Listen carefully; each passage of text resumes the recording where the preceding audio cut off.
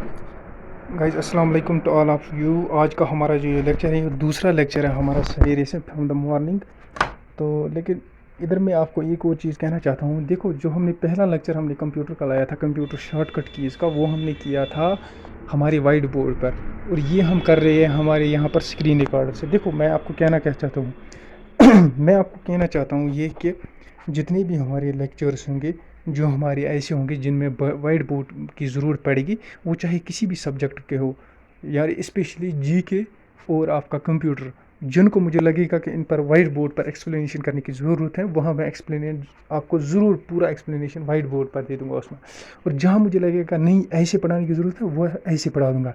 और जो मैं ये पढ़ा रहा हूँ, मेरे पास बहुत सारी बुक्स हैं, और जिस बुक में से मुझे अच्छा लगेगा आपके लिए, किसी कोई भी जो टॉपिक हमारा है उसके लिए कंटेंट अच्छा मिल रहा है, तो वहाँ से मैं उठा कर ना आपको पढ़ा दूँगा।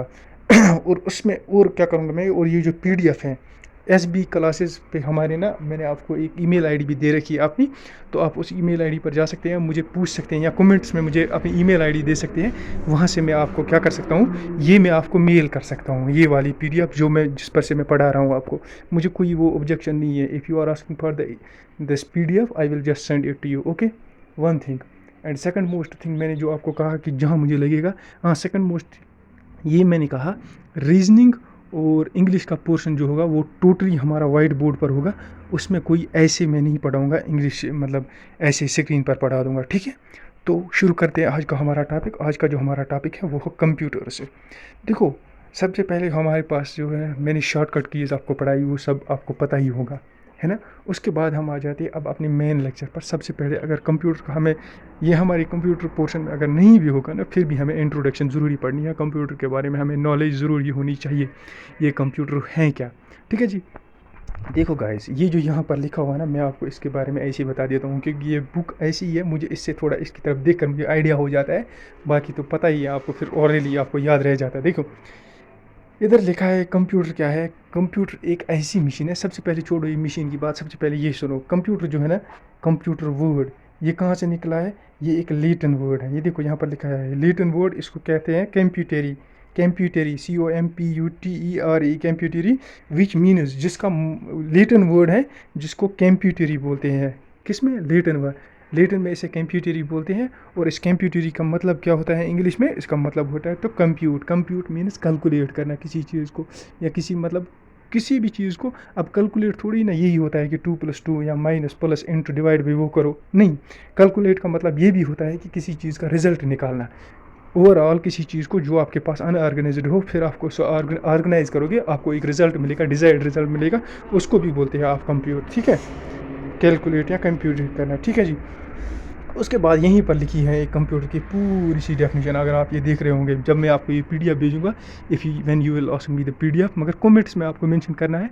आपको ईमेल आईडी आपने कमेंट्स में दे देनी है, मुझे उधर ही समझ आएगा। आपको लिखना है कमेंट्स में अपनी ईमेल आईडी, नीचे लिखना है, फिर नीचे एक लाइन डाउन करके लिखना है पीडीएफ, बस इतना मुझे समझ में आ जाएगा। पीडीएफ इसी, ये लिखना पड़ेगा। अब ये पहला लेक्चर है, अब आप दूसरे लेक्चर की कहोगे तो फिर उधर लिखना पड़ेगा पीडीएफ लेक्चर 2, या उसी जिस वीडियो पर आप कमेंट करोगे, मुझे खुद समझ में आ जाएगा कि इसी वीडियो की पीडीएफ ये मांगना चाहते हैं। देखो, computer is an electronic machine that accepts, क्या करता है कंप्यूटर, एक इलेक्ट्रॉनिक मशीन है। क्या है, एक इलेक्ट्रॉनिक मशीन है जो, जिसको हम यहाँ से डाटा दे देते हैं, वो वहाँ से आउटपुट हमें देता है। डाटा जो दे देते हैं ना, ये बीच में इसमें एक मतलब जो सिस्टम हो जाता है, उसमें बाद में कहूँगा, इधर से हमें आउटपुट मिलता है। देखो, इनपुट आउटपुट, इसमें क्या डिफरेंस है। आप इनपुट कहो या डेटा कहो, देखो ये अनऑर्गेनाइज्ड होता है, मतलब ये हमें समझ नहीं आता है, ये ऐसे होगा, मतलब फॉर एग्जांपल हमने लिखा है BCDEFGHAK मिक्स करके ऐसे लिखा है, और हमें समझ नहीं आ रहा है पहला कौन है, दूसरा वर्ड कौन सा है, तीसरा लेटर कौन सा है, चौथा कौन सा है। ये ऐसे एक एग्जाम्पल मान के आप चलो, फिर आपने क्या किया, आपने इसे कंप्यूटर में फीड कर दिया, कंप्यूटर में एंटर किया। कैसे एंटर किया, यूजुअली हम कैसे करते हैं, कीबोर्ड और माउस से एंटर करते हैं हम। तो फिर वहाँ से क्या करते हैं, वहाँ से हमें मिलता है एक ऑर्गेनाइज्ड डाटा जो हमें समझ आता है, मतलब अब आ गया है इस फॉर्म में ABCD, एक ऑर्गेनाइज्ड मैनर में आ गया है हमारे पास। अब इसको बोलते हैं, जो हमें यहाँ से रिजल्ट मिलता है, इसको आउटपुट बोलते हैं। लेकिन उस आउटपुट को क्या बोलते हैं, उस आउटपुट को हम बोल देते हैं, मैं आपको यहाँ लिख कर देता हूँ, ये इनपुट हमने डेटा यहाँ से किया, ये अनऑर्गेनाइज्ड होता है कि नहीं। इधर जाके बीच में इसमें कुछ होता है, फिर इधर से हमें आउटपुट मिलता है। उस आउटपुट को हम बोलते हैं इन्फॉर्मेशन। यानी इन्फॉर्मेशन वो चीज़ होती है जो हम अंडरस्टैंड कर सकते हैं। डेटा होता है ये हमें अंडरस्टैंड ईजिली नहीं होता है, ये हो भी सकता है नहीं भी हो सकता है, लेकिन यूजुअली ये अनऑर्गेनाइज्ड होता है। यानी इसमें कोई तरतीब नहीं होती है, इसको हमें मैनेज करने की ज़रूरत होती है। किसको? एक डेटा को। डेटा जब हमने यहाँ से अब आ गए हम इधर से इधर भेज दिया कंप्यूटर में, कंप्यूटर से इधर आ गया हमारे पास आउटपुट। ये आउटपुट किस पर आता है? हमारे स्क्रीन पर आ जाता है। स्क्रीन कौन होती है? मॉनिटर होती है। फिर वो हमारा होता है वहाँ पर सॉफ्ट कॉपी। क्या होता है? Soft copy. सॉफ्ट कॉपी यानी हम उसे सिर्फ देख सकते हैं, हम उसे टच नहीं कर सकते हैं, हम उसे हाथ में नहीं ले सकते, हम उसे देख सकते हैं, सिर्फ फील कर सकते हैं, देख सकते हैं। अब क्या है, अब अगर इसी रिजल्ट मतलब आउटपुट को हमें ना हार्ड कॉपी चाहिए इसकी, तो हमें एक क्या करना पड़ेगा, एक प्रिंटर से हम इसका हमें प्रिंट आउट निकालना पड़ेगा। क्या निकालना पड़ेगा? Print out. आ गया यहाँ तक समझ आपको? चलो आ जाओ, अब हम असली और एक चीज़ समझ लेते हैं। ये मैंने डेटा यहाँ दिया, ये मुझे ये वहाँ से आउटपुट मिला जिसको हम इंफॉर्मेशन कहते हैं। इंफॉर्मेशन वो होती है जो हमें अंडरस्टैंड होती है, जो हमें अंडरस्टैंड यानी ऑर्गेनाइज करके मिलता है। कहाँ से मिलता है? एक कंप्यूटर से मिलता है। ठीक है। अब ये जो बीच वाला पोर्शन है यहाँ पर, इधर इसमें कुछ न कुछ होता है कंप्यूटर में, इसको बोलते हैं CPU। इसको बोलते हैं CPU। ये कौन है? ये मॉनिटर यहाँ पर है। ये कौन है? ये कीबोर्ड है हमारे पास यहाँ पर। इतना समझ आ गया आपको? अब देखो ये जो CPU है ना, इसमें जितने भी ऑपरेशंस इस पर होते हैं ना, इस डेटा पर ऑपरेशंस होते हैं, बहुत सारे ऑपरेशंस होते हैं। कहाँ? CPU में हमारे डेटा के पास, डेटा के ऊपर बहुत सारे ऑपरेशंस होते हैं। उनको क्या बोलते हैं? उनको बोलते हैं प्रोसेसेस। प्रोसेसेस बोलते हैं उनको। क्या बोलते हैं? प्रोसेस बोलते हो या प्रोसेसेस बोलते हैं? प्रोसेस यानी एक सिंगुलर वर्ड है, और प्रोसेसेस यानी प्लूरल वर्ड है, बहुत सारी प्रोसेसेस। अब डिपेंड करता है डेटा कितना है, उसमें एक प्रोसेस लगती है, दो प्रोसेस लगती हैं, एक से ज़्यादा लगती है, उसी हिसाब से हम ये वर्ड यूज़ करते हैं। ओवरऑल आप मान के चलो कि जो हमें यहाँ पर इसके साथ जो होता है, इस पर प्रोसेस होती है, और प्रोसेस करके हमें आउटपुट मिलता है। बस यहाँ तक आपको समझ आ गया? ये था एक ओवरव्यू कंप्यूटर के मतलब काम करने के तरीके का। अब आ जाते हैं हम ऊपर, हम देख लेते हैं और एक चीज़। देखो अब हमारे पास कंसेप्ट बहुत सारे हैं, हार्डवेयर, सॉफ्टवेयर, डेटा आपको समझ आ गया। ठीक है जी, डेटा आपको समझ आ गया। पहले यही दो समझ लेते हैं हम। हार्डवेयर, हार्डवेयर क्या होता है? हार्डवेयर वो चीज़ होती है कंप्यूटर की जो हमें क्या करनी पड़ती है, जिसे हम टच कर सकते हैं, जिसे देख सकते हैं, देख भी सकते हैं, टच भी कर सकते हैं। ओवरऑल सॉफ्टवेयर को भी देख सकते हैं लेकिन टच नहीं कर सकते हैं। देखो टच करने की चीज़ें अब मैं ऐसे आपको समझाता हूँ, जिसे हम हाथ से टच कर सकते हैं, इधर हाथ से उठाकर इधर रख सकते हैं, उधर रख सकते हैं, पलट सकते हैं, जो भी ऑपरेशन चाहे उस पर कर सकते हैं, है कि नहीं? तो उसको बोलते हैं हम, क्या बोलते हैं हम उसको? उसको बोलते हैं हम हार्डवेयर। क्या बोलते हैं हम? हार्डवेयर। सॉरी 1 मिनट बीच में पता नहीं किसकी कहा था कि छोड़ो आप रहने दो। अच्छा जी, ये आ गया यहाँ तक हमारे पास। ठीक है, 1 मिनट मुझे ज़रा ना मोबाइल अपना, मैं ज़रा इसे ठिकाने लगा देता हूँ। ठीक है, सॉरी फॉर दैट, अब कोई डिस्टर्ब नहीं करने वाला। ठीक है, जो हार्डवेयर है उसे हम टच कर सकते हैं। ये जितने भी डिवाइसेस इधर हैं, आपका स्कैनर है, आपका मॉनिटर है, आपका CPU है, आपका प्रिंटर है, आपका कीबोर्ड है, ये देखो यहाँ माउस है, यहाँ स्कैनर है, इन सब को हम बोलते हैं हार्डवेयर्स। हार्डवेयर्स क्यों? क्योंकि इन्हें हम टच कर सकते हैं, इन्हें हम देख सकते हैं, इसलिए इनको बोलते हैं हार्डवेयर्स। अब आपको यहाँ तक तो बिल्कुल क्लियर हो गया होगा, यहाँ तक कोई मतलब इतना कोई मुश्किल नहीं था ये। ठीक है गाइज, यहाँ तक समझ में आ गया? ये बिल्कुल ईजिली मैंने आपको एक्सप्लेन कर लिया। मैं सिर्फ इस पेज पर इधर उधर देख रहा हूँ, मुझे उसकी तरफ देखने से एक याद अंदर से आ रही है कि आगे क्या लिखा है, क्या लिखा है इसके बारे में और क्या होता है ये। और ये नहीं कि मैं इसी बुक से देख रहा हूँ, इसी पेज से देख रहा हूँ, मैंने बहुत सारी बुक्स पढ़ी हैं, मुझे याद आ रहा है इसको देखकर, इस शक्ल को देखकर, ऐसे क्या बहुत सारी बुकों की ओर मैं आपको ओवरऑल नॉलेज यहाँ से दे रहा हूँ। और दूसरी बात आपको यही कहूँगा कि अगर आपके पास ये PDF चलेगी तो आपको फिर मतलब मोस्टली 90% आपको किसी और बुक को कंसल्ट करने की ज़रूरत नहीं है, कि ये बुक भी बहुत अच्छी बुक है। मैंने देखा कि मोस्टली इस बुक से बहुत बार क्वेश्चन पूछे गए हैं और जाते भी हैं। तो इधर से आप अगर आप इधर की नॉलेज गेन कर पाओगे तो जाकर और कोई हायर और लेवल की बुक आप देख सकते हो। लेकिन हायर लेवल बुक में भी इतना ही लिखा होगा यूजुअली, इससे ज़्यादा कहीं नहीं लिखा होगा, और ये एक बेस्ट बुक है। ठीक है, ठीक है जी। इसके बाद हम क्या कर लेते हैं, इसके बाद हम आ जाते हैं हमारी नेक्स्ट पॉइंट सॉफ्टवेयर पर। हार्डवेयर आपको समझ में आ गया। देखो हमने कंप्यूटर में कुछ एंटर किया ना, ABCD, वो इधर मॉनिटर पर हमारे डिस्प्ले होता है, उसको हम बोलते हैं सॉफ्टवेयर। उस सॉफ्टवेयर क्यों बोलते हैं? उसे सिर्फ हम देख सकते हैं, उसे हम टच नहीं कर सकते हैं, उसे हाथ में नहीं ले सकते हम, उसको मतलब लात नहीं मार सकते हैं हम, उसको मुक्का नहीं मार सकते हैं हम, कुछ भी नहीं कर सकते। बस just we can only see and feel. See and feel क्या कर सकते हैं? हम उसे देख सकते हैं और उसे फील कर सकते हैं। सी, फील, फील यानी महसूस। हमें लगता है ना स्क्रीन पर कुछ चढ़ गया तो हमें ऐसे महसूस होता है, वो महसूस नहीं कि फील, मतलब दूसरा मतलब किसी गम से रिलेटेड जो है वो नहीं। ये फील कि मतलब हम उसे देख सकते हैं, हम अंदाज़ा लगा सकते हैं, हाँ हाँ यहाँ ये कुछ चीज़ है, यहाँ कुछ चल रहा है कि नहीं? ये चीज़ मैं बोलना चाहता हूँ। ठीक है गाइस, ये आ गया समझ आपको सॉफ्टवेयर। सॉफ्टवेयर अब क्या है जिसे हम टच नहीं कर सकते हैं? टच कौन सी चीज़ होती है? जो हमारे पास अंदर लिखा हुआ आता है ना, उसे हम टच नहीं कर सकते। या हमारे पास एप्लीकेशंस बहुत सारे हैं ना, वो एप्लीकेशन सॉफ्टवेयर आपके एंड्रॉयड फ़ोन में होंगी, यानी गूगल क्रोम है आपके पास या ये बहुत सारी एप्लीकेशंस, तो फेसबुक होती है, व्हाट्सएप होती है, इंस्टाग्राम होती है, बहुत सारी एप्लीकेशंस है ना, वो सारी क्या है हमारे पास? वो भी हमारे पास सॉफ्टवेयर। क्यों? क्योंकि हम उन्हें सिर्फ देख सकते हैं और फील कर सकते हैं, हम उन्हें हाथ में नहीं ले सकते, हम उन्हें टच नहीं कर सकते। कभी टच कर सकते हैं? नहीं कर सकते हैं, इसीलिए उनको सॉफ्टवेयर्स बोलते हैं। ठीक है, ये उतना मुश्किल कंसेप्ट नहीं है, आगे हमें डिटेल में पढ़ना भी है, उधर हम अच्छी तरह इसको एक्सप्लेन और करेंगे और उधर आपको ज़्यादा समझ आ जाएगा। इधर मैं थोड़ा सा आपको पहले दिन इंट्रोडक्शन ऑफ कंप्यूटर दे रहा हूँ। ठीक है, ठीक है जी। अब आ जाओ हमारे पास।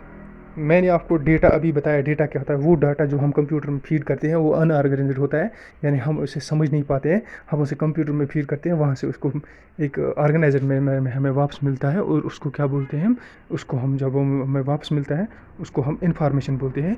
इंफॉर्मेशन होता है और ऑर्गेनाइज्ड डेटा है ना, उस पर प्रोसेसिंग होती है सीपीयू में, फिर हमें मिलता है ये, यानी इसको प्रोसेस करके हमें ये मिलता है ना, डेटा को प्रोसेस करके हमें इन्फॉर्मेशन मिलती है। इन्फॉर्मेशन हमारी अंडरस्टैंड होती है और एक अच्छी तरीके में, अच्छी मैनर में होती है, जिसमें हम चाहते हैं जो होनी चाहिए।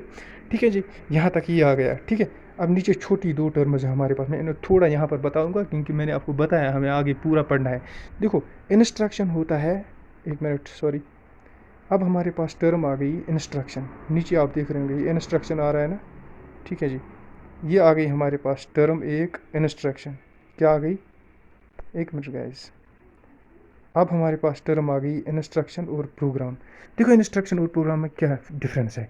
जो ये प्रोग्राम है ना, ये इंस्ट्रक्शन से बना हुआ है। इसका मतलब जो इंस्ट्रक्शन है, मतलब एक इंस्ट्रक्शन एक दीवार है, दीवार, अगर इंस्ट्रक्शन एक दीवार है ना, एक वॉल है, तो इसका मतलब ये हुआ जो हमारे पास ये जो, सॉरी, अगर प्रोग्राम एक वॉल है ना, अगर प्रोग्राम एक वॉल है, प्रोग्राम एक वॉल है, तो वॉल किन चीज़ों से बना होता है? ब्रिक्स से। सही है कि नहीं? बिल्कुल बना होता है ब्रिक से, और किससे बनेगा? चाहे बड़ी ब्रिक हो, छोटी ब्रिक हो, कुछ भी हो, लेकिन ब्रिक से ही बना होता है ना। हम ब्रिक्स की बात करेंगे, आजकल तो कुछ और लकड़ी के भी वाल होते हैं, वो छोड़ो, मैंने उनकी बात नहीं करनी है। अब देखो, जब वॉल ब्रिक्स से बना हुआ होता है, इसका मतलब जब हम इसको प्रोग्राम बोलेंगे, इसका मतलब ये जो ब्रिक्स से बनता है ना, इन ब्रिक्स को बोलते हैं हम इंस्ट्रक्शंस। क्या बोलते हैं? इंस्ट्रक्शंस। तो यहाँ फिर एक बात हमें क्लियर हो जाती है। क्या क्लियर हो जाती है? आप समझ लो, यहाँ पर हमें क्लियर हो जाता है, इसका मतलब ये क्लियर हो जाता है हमें यहाँ पर जो इंस्ट्रक्शन है, उन इंस्ट्रक्शन से मिलाकर हमें जो बनता है उसको बोलते हैं हम कंप्यूटर प्रोग्राम। क्या बोलते हैं? Computer program. प्रोग्राम को क्या बोलते हैं हम? दूसरा नाम सॉफ्टवेयर बोलते हैं। ये हम आगे समझेंगे। ठीक है, यहाँ इतना याद रखो आप, जो इंस्ट्रक्शन होते हैं, इंस्ट्रक्शन एक बेसिक यूनिट होता है एक प्रोग्राम का। ठीक है, प्रोग्राम क्या होता है? सॉफ्टवेयर होता है। ठीक है गाइस, इधर आ जाओ, मैंने आपको इधर ये समझा दिया है, देखो ना, ये इनपुट आपको बताया, इनपुट क्या होता है। प्रोसेसिंग भी अभी आपको बताया, प्रोसेसिंग किस में होती है? सीपीयू में होती है। कैसी प्रोसेस होती है? मतलब जो भी हम यहाँ से इंटर करते हैं ना कंप्यूटर में, उसके ऊपर ऑपरेशंस होते हैं सीपीयू में, उन ऑपरेशंस को बोलते हैं हम प्रोसेसिंग। प्रोसेसिंग के बाद हमें आउटपुट मिलता है, उस आउटपुट को हम स्टोर कर सकते हैं। फिर आपको पता ही है आजकल कंप्यूटर्स में बहुत सारी स्टोरेज होती है, डिपेंडिंग अपॉन जो चॉइस है ना, आप इंक्रीज़ भी कर सकते हो उसको एक्सटेंशन स्लॉट्स लगा कर, या हार्ड डिस्क ड्राइव्स इनको मॉडिफाई कर लेते हैं आज लोग, आजकल इंक्रीज़ कर लेते हैं, उनमें चिप्स इंसर्ट कर लेते हैं, है कि नहीं? वो हम आगे पढ़ेंगे। ठीक है, यहाँ इतना याद रखने की ज़रूरत है। ठीक है, देखो गाइस, अब हम आ जाते हैं अपने एक दूसरे कंसेप्ट पर। छोड़ो इस कंसेप्ट को, पहले पहले इधर आ जाओ आप। देखो, देखो गाइस, यहाँ क्या लिखा है, यहाँ लिखा है, अब इसको हटा ही देता हूँ मैं आपको ना, इस पेन के बगैर यहाँ एक्सप्लेन करूँ। यहीं राइट साइड में आप लिखा हुआ देखे होंगे, Charles Babbage is called the father of computer. जो कहीं पर अगर आपको क्वेश्चन आता है ना, who is called the father of computer, आप बोलते चार्ल्स बेबेज। यूजुअली ये तो आप थर्ड क्लास के स्टूडेंट्स को भी याद रह गया होगा, क्योंकि हर जगह ये हर ज़बान पर होता है। किसी को अगर कुछ कंप्यूटर के बारे में नहीं पता होगा, फिर भी कहेगा कंप्यूटर का फादर कौन है, चार्ल्स बेबेज है सर, है ना। अब दूसरा इसके नीचे देखो क्या है, Alan Turing is known the father of modern computer, modern computer. अब देखो, अब आपके पास यूजुअली क्वेश्चन अगर ऐसे आता है, क्वेश्चन आता है who is called the modern father of computers, आप क्या लिखेंगे, वहाँ आपके पास दोनों ऑप्शन लिए होंगे। आपके पास लिखा होगा चार्ल्स बेबेज भी, एलन ट्यूरिंग भी, और दो तीन नाम, एक दो नाम और दिए होंगे। आप क्या लिखेंगे, मॉडर्न फादर कौन है, आप कहोगे एलन ट्यूरिंग है। अगर आपके पास दिया होगा कि who is called the father of computers, अब ये दो भी दिए होंगे, और चार्ल्स बेबेज और एलन ट्यूरिंग, आपको सिर्फ उधर लिखा है ना फादर ऑफ कंप्यूटर, सिर्फ फादर ऑफ कंप्यूटर अगर लिखा है तो चार्ल्स बेबेज, अगर फादर ऑफ मॉडर्न कंप्यूटर लिखा है तो उसको बोलते हैं, हम क्या बोलते हैं, Alan Turing. The first computer architect was introduced by John von Neumann. देखो, जो कंप्यूटर जो आज हमारे पास है ना, जो सीपीयू इधर है, कहाँ है, एक जगह होता है सीपीयू, मिडल में होता है ना। दूसरे एंड पर कौन होता है, उधर से एंड पर होता है आपके पास मॉनिटर। फिर प्रिंटर की बात छोड़ो, मैं तीन चीज़ों की बात कर रहा हूँ जो मेन होती है। एक होता है कीबोर्ड, एक होता है आपका मिडल में कौन होता है आपका पास, मिडल में होता है आपके पास सीपीयू। सीपीयू के बाद क्या होता है आपके पास, ऐसे आपको समझ आएगा। देखो, ये आपके पास कीबोर्ड है, इधर ठक ठक ठक ठक है ना, ये इधर कनेक्टेड होता है किसके पास, सीपीयू के साथ, है कि नहीं। इधर होता है ये सीपीयू, फिर इसके साथ आपके पास डिस्प्ले के साथ, जिसको हम बोलते हैं, क्या बोलते हैं हम उसको, मॉनिटर बोल देते हैं। इधर आप कुछ इंटर ठक ठक करते हो ना, उधर जाकर इसमें ऑपरेशन होता है, इधर आके हमारे पास रिजल्ट मिलता है। ठीक है, ये जो ये वाला सिस्टम बनाया ना, ये कंप्यूटर ऐसा होना चाहिए, ये सिस्टम यहाँ पर होना चाहिए, ये सिस्टम यहाँ पर होना चाहिए, इसको बोलते हैं architect of computer, architect of computer. ये आर्किटेक्ट ऑफ कंप्यूटर किसने दिया, ये देखो इधर थर्ड लाइन में लिखा है, थर्ड पॉइंट लिखा हुआ है, कंप्यूटर आर्किटेक्ट किसने दिया है, जॉन वॉन न्यूमैन ने। कब दिया है, 1948 में, यानी 1948 में कंप्यूटर का आर्किटेक्ट दिया, किसने दिया, जॉन वॉन न्यूमैन ने। अब ये तीन बाकी जो पॉइंट्स हैं ये हम आगे पढ़ेंगे, ये हमें पढ़ने ही पढ़ने हैं, ये आपको खुद समझ में आएगा। अब देखो आप इधर गाइस, मैं इसे और जूम करने जा रहा हूँ, आपको अच्छी तरह एक्सप्लेन हो जाएगा। देखो, history of computer evolution, evolution का मतलब आपको समझ आएगा, किसी चीज़ का वजूद कहाँ से है, वजूद कहाँ है, हम बोलते हैं ह्यूमन एवोल्यूशन, ह्यूमन एवोल्यूशन, हमारा वजूद कहाँ से है। हमारा वजूद तो बाबा आदम के ज़माने से है ना। वो कहते हैं कि हमारी मतलब वो हमारे सब के हमारे फादर हैं, कौन है, बाबा आदम, हमारा यानी हमारे ह्यूमन बींग्स का वजूद वहाँ से है। ठीक है, हम कहते हैं, ठीक है जी। अब उसी तरह हमें देखना, हर एक चीज़ का एक इवोल्यूशन होता है, कोई हर एक चीज़ कहीं से शुरू होती है। देखो, डार्विन कहता है कि ह्यूमन बींग्स जो है ना वो बंदर से बना, फिर बंदर की टेल कट गई, फिर ऊपर उठा, फिर चलने लगा, फिर कुछ और, अब फिर क्या हुआ, फिर ह्यूमन बींग बनने लगा।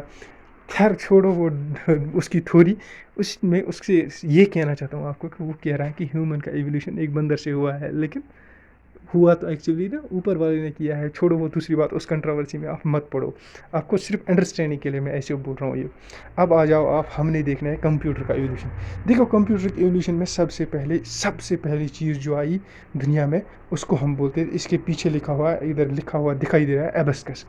एबस्कस सबसे पहले बना, सबसे पहला कंप्यूटर की ईजाद में सबसे पहली चीज़ जो बनी वो बनी हमारे पास एबस्कस। एबस्कस किसने बनाया, चाइना ने बनाया।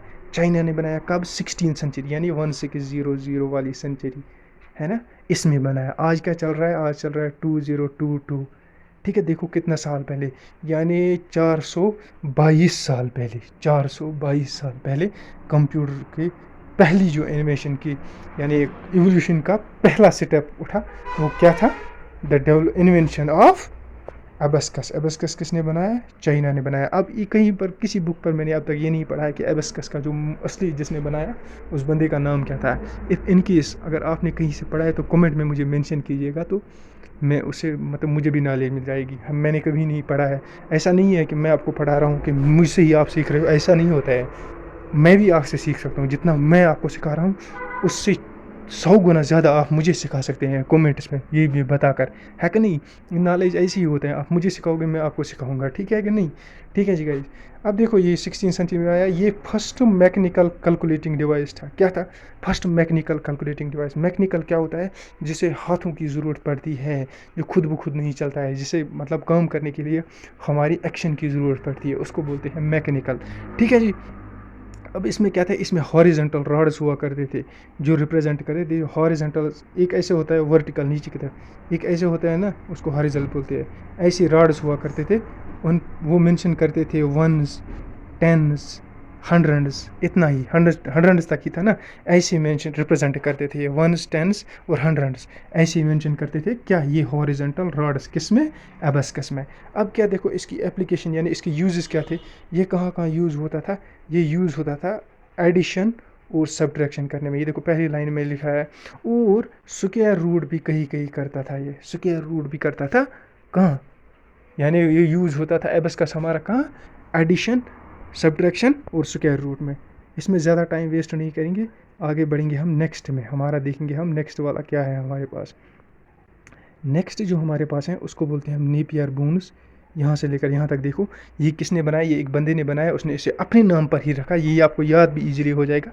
इसका नाम था Napier, John Napier, John Napier.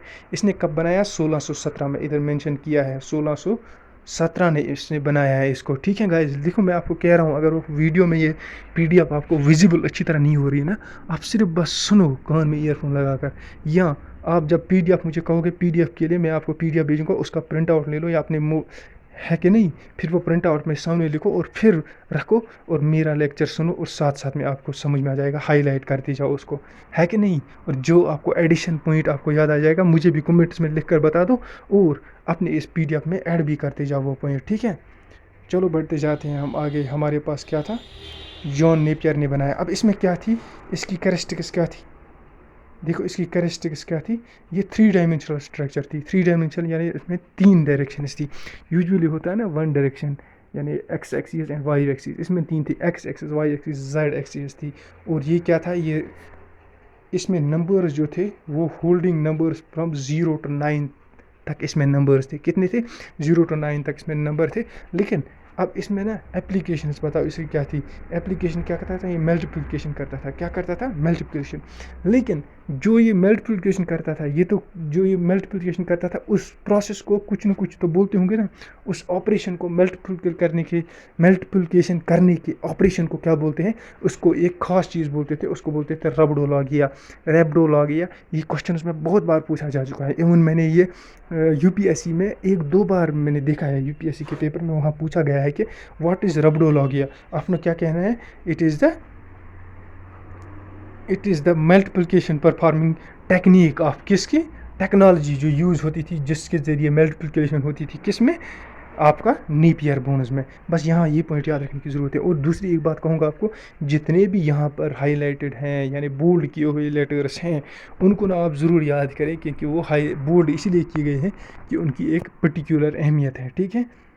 आ जाओ नेक्स्ट पर, हमारे पास पास्कल लाइन। ज़्यादा टाइम हो रहा है, वीडियो ज़्यादा लंबी बनती है ना, फिर आप इंटरेस्टेड नहीं रहते हैं फिर वीडियो लंबी देखने में। देखो तीसरा हमारे पास पास्कल लाइन है, वो किसने बनाया, ब्लेज पास्कल ने, 1642। ये पहला मैकेनिकल एडिंग मशीन था।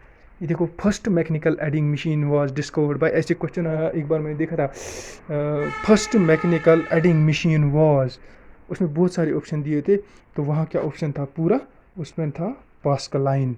अच्छा ये भी क्वेश्चन ऐसे आ सकता है, हु इन्वेंटेड पास्कल लाइन। आपको क्या बोलना है, आपको याद आ जाएगा ब्लेज पास्कल।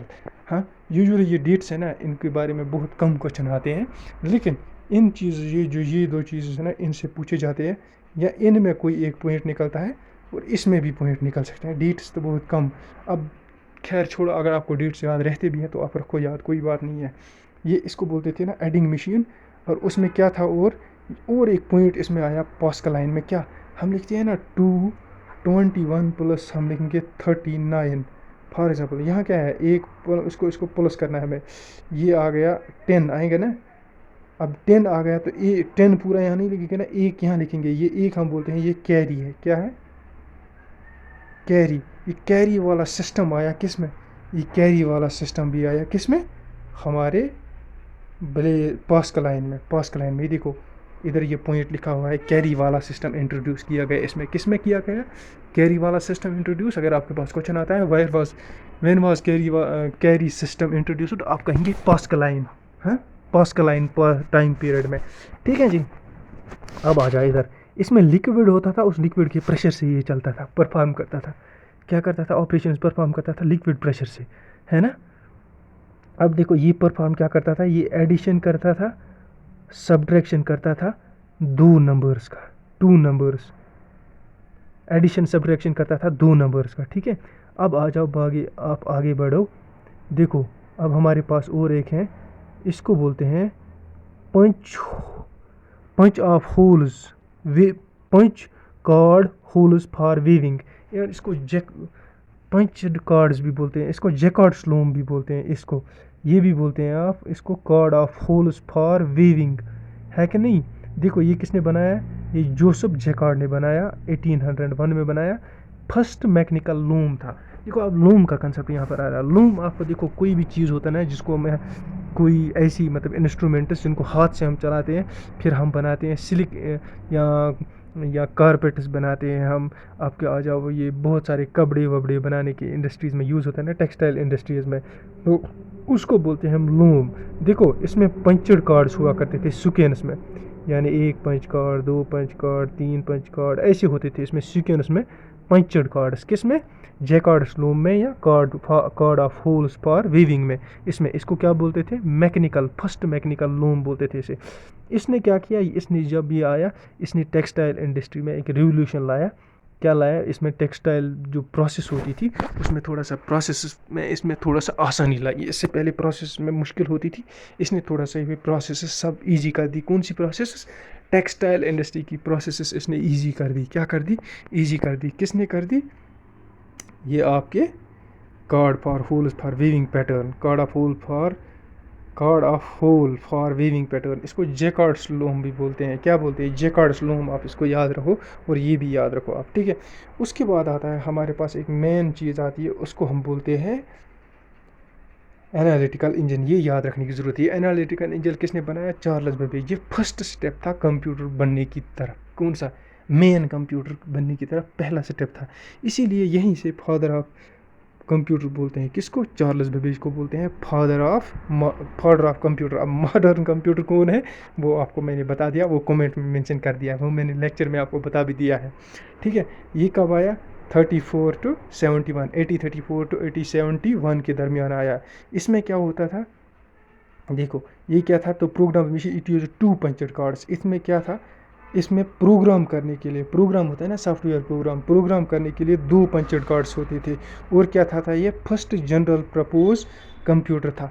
यानी इससे पहले जितने भी हमारे पास कंप्यूटर आए वो स्पेसिफिक थे, स्पेसिफिक किसी काम के लिए थे, स्पेसिफिक काम के लिए। अब ये आ गया ना, ये जनरल प्रपोज के लिए आ गया है, जनरल के लिए, यानी बहुत सारे काम करने लगा, ये बहुत सारे काम इस कंप्यूटर से होने लगे, ठीक है।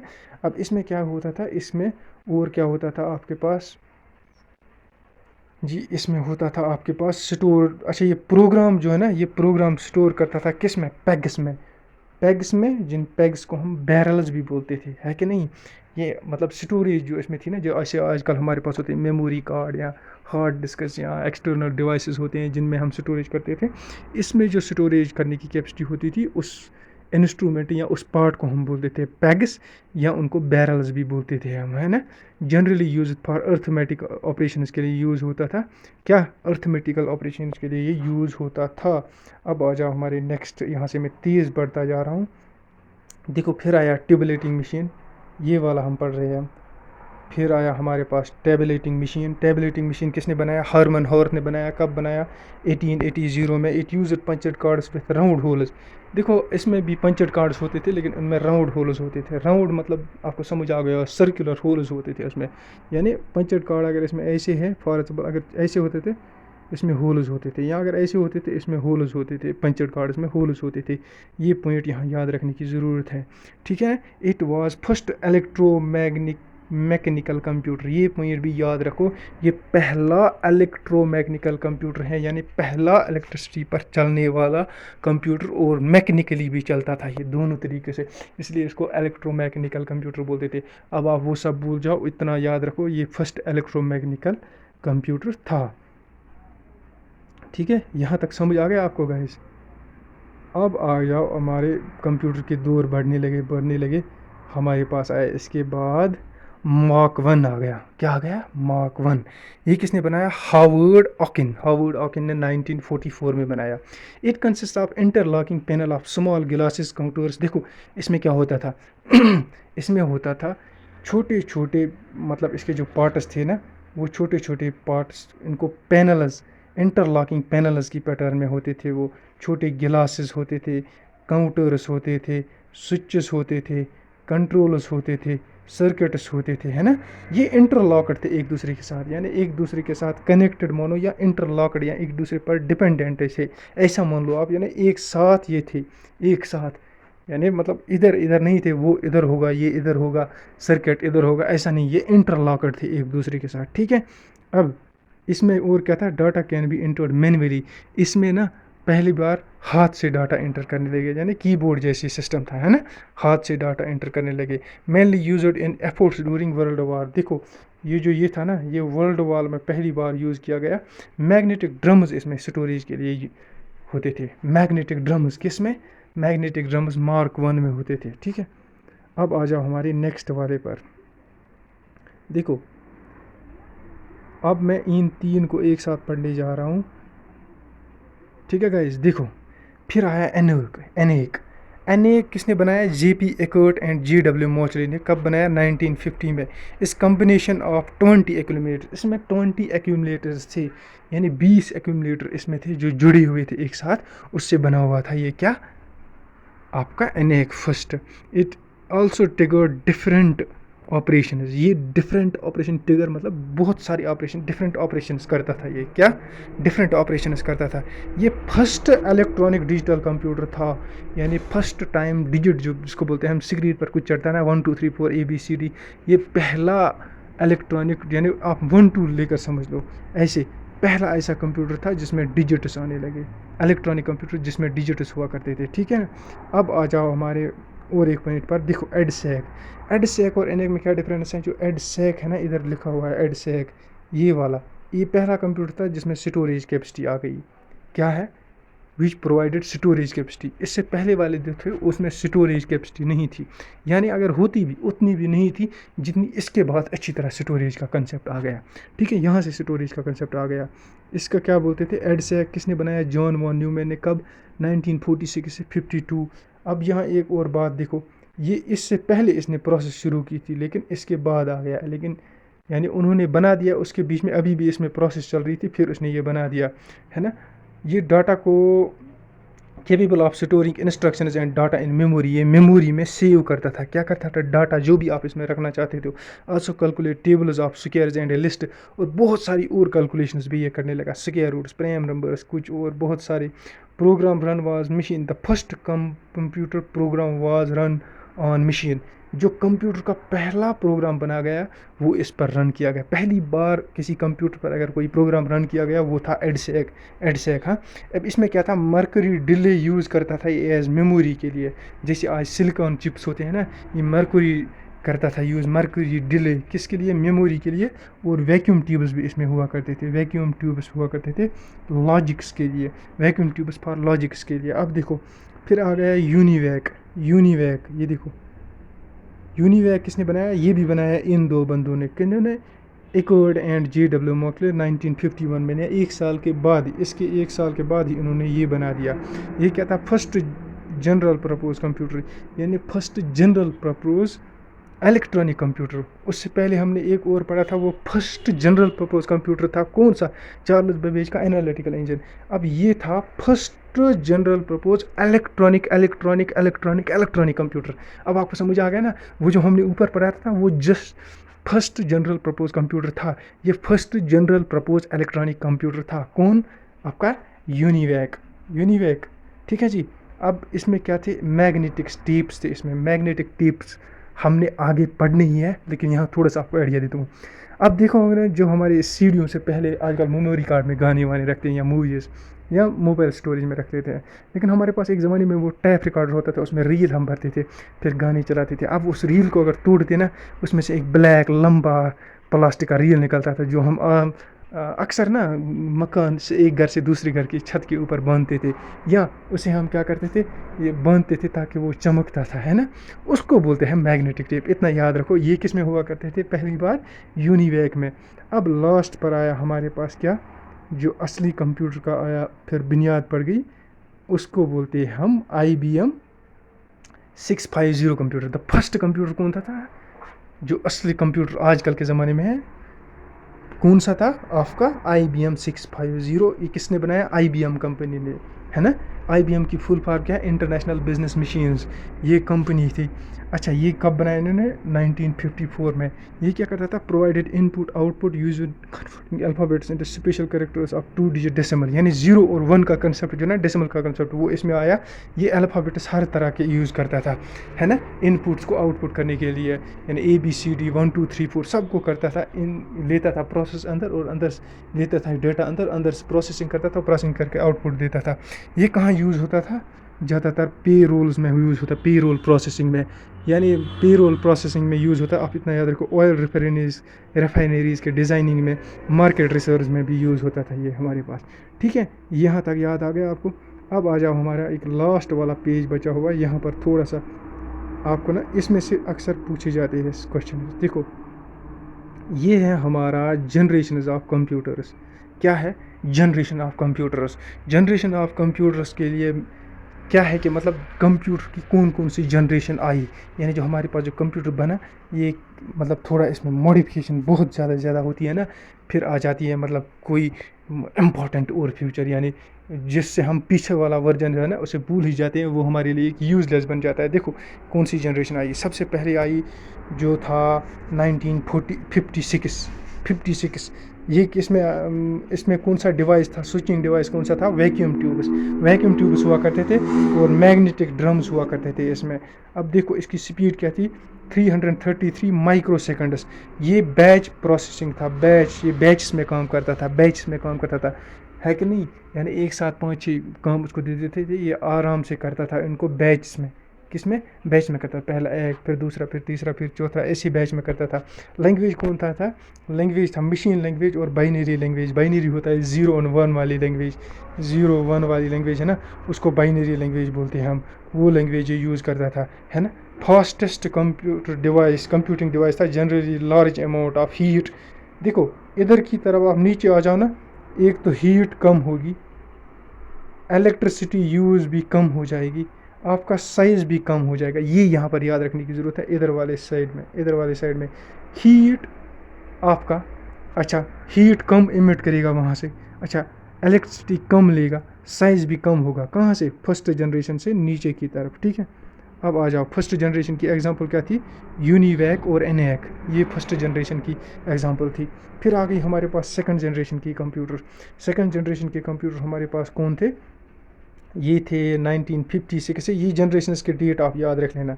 इनमें जो डिवाइस था वो था ट्रांजिस्टर्स, क्या? स्विचिंग डिवाइस या स्टोरेज डिवाइस जिसको बोलते हैं हम। मैग्नेटिक या स्टोरेज इनमें होता था, या यूजुअली जो मेन इंपॉर्टेंट पार्ट था होता ना उन ज़माने में हर एक कंप्यूटर का, वो ये था, ट्रांजिस्टर था। अच्छा, इसमें क्या था? मैग्नेटिक कोर टेक्नोलॉजी होती थी। 1C माइक्रो सेकंड इसका मतलब स्पीड थी। टाइम शेयरिंग एंड मल्टीटास्किंग था। टाइम शेयरिंग यानी हर एक प्रोसेस, हर एक इसको देते थे हम काम 5-6, ये हर एक काम को एक पर्टिकुलर टाइम दे देता था, इसको बोलते हैं टाइम शेयरिंग। ये हमें आगे पढ़ना भी है, पढ़ेंगे भी। ये लैंग्वेज का इस्तेमाल करता था, assembly language, high level language, ये सारी लैंग्वेज एक्सेप्ट करता था, असेंबली और हाई लेवल लैंग्वेज। अब मैंने ये बता दिया आप लोग, लेस इलेक्ट्रिसिटी, ये आपको इधर से नीचे तक इलेक्ट्रिसिटी, स्टोरेज, है ना। लेकिन स्टोरेज देखो, इलेक्ट्रिसिटी कम, हीट कम, साइज़ कम, लेकिन स्टोरेज का उल्टा है, स्टोरेज ऐसे ऊपर, स्टोरेज जो ही जनरेशन नीचे हम आएंगे स्टोरेज बढ़ती जा रही है, बढ़ती जा रही है, बढ़ती जा रही है। इसका एग्जांपल कौन सा है, ये देखो आप, IBM 1401 यूज फॉर कमर्शियल। अब ये जो पहला था ना, ये एक साइंटिफिक पर्पज़ के लिए यूज़ होता था। ये जो दूसरा हमारा है ये कमर्शियल पर्पज़ के लिए यूज़ होने लगा। इसके बाद तीसरा ये डाटा बेस, यानी बहुत सारे लोगों का डाटा जिसमें हम कलेक्ट करते थे। चौथा डिस्ट्रीब्यूटेड, यानी बहुत सारे काम। पांचवा आर्टिफिशियल इंटेलिजेंस, आर्टिफिशियल रोबोटिक्स होता है ना, ऐसी चीज़ें होती है आजकल। टेक्नोलॉजी, कंप्यूटर में ऐसी टेक्नोलॉजी आई है, मतलब आप कंप्यूटर की तरफ देखते हो वो काम खुद करता है।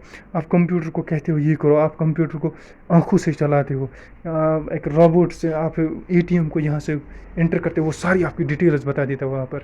ये चीज़ें होती है, इसको बोलते हैं हम आर्टिफिशियल इंटेलिजेंस, यानी सब कुछ वहीं से बता देता है और एडवांसमेंट हो जाएगी। ये है हमारी 5th जनरेशन।